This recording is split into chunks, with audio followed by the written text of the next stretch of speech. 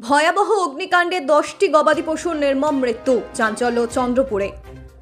উত্তর ত্রিপুরার ধর্মনগর চন্দ্রপুর গ্রামে ভয়াবহ এক অগ্নিকাণ্ডে 10টি গবাদি পশুর মর্মান্তিক মৃত্যুজনিত খবর পাওয়া গেছে। পরে দমকল বাহিনীর প্রচেষ্টায় আগুন নিয়ন্ত্রণে এলেও ততক্ষণে এক কৃষকের বিরাট ক্ষতি হয়ে যায়। উক্ত কাণ্ড সম্পর্কে ক্ষতিগ্রস্ত কৃষকের জামাতা জানান যে তিনি ঘটনার খবর পেয়ে অকুস্থলে পৌঁছন। ওনার ভাষ্যমতে সোমবার সরস্বতী পুজোর সন্ধ্যায় আচমকা ওনার শ্বশুরের গোয়াল ঘরে আগুন লেগে যায়। উক্ত ঘরে 4টি গরু ও 8টি ছাগল ছিল। এতে একটি গরু কোনো মতে দড়ি ছিঁড়ে পালাতে সক্ষম হয়। পাশাপাশি একটি বাছুরকে রক্ষা করা গেলেও বাকি পশুগুলো আগুনে পুড়ে মারা গেছে। তবে এই আগুনের সূত্রপাত সম্পর্কে বাড়ির কেউ কিছুই হলফ করে বলতে পারছেন না। পরে এই ঘটনার তদন্ত শুরু করেছে ধর্মনগর পুলিশ। এটা আমার শ্বশুর বাড়ি করিতলা। আমি তো আমার বাড়িতে পোস্ট অফিস রোড।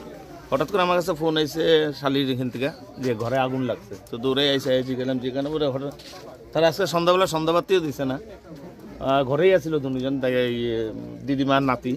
তো হঠাৎ করে ছাগল ডাকা আরম্ভ করছে। ডাকা আরম্ভ করায় আমার কইছে নাতি কইছে মিমা ছাগলে ডাকের কেনে দেখো।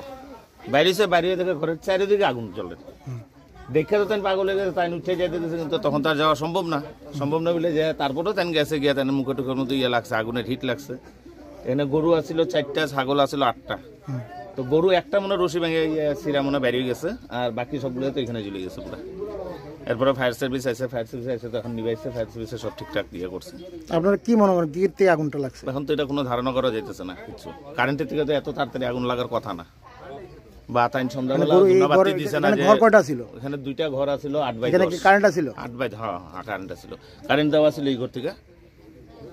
আর অতদিন তো চলছে এরকম, কিন্তু হঠাৎ করে এরকম করে আর যদি কারেন্ট থেকে লাগে চারিদিকে কেমন আগুন লেগে গেলো এটাই বুঝতেছি না আমরা। চারিদিকে লেগে গেছে। আমার নাম দিলীপ দে।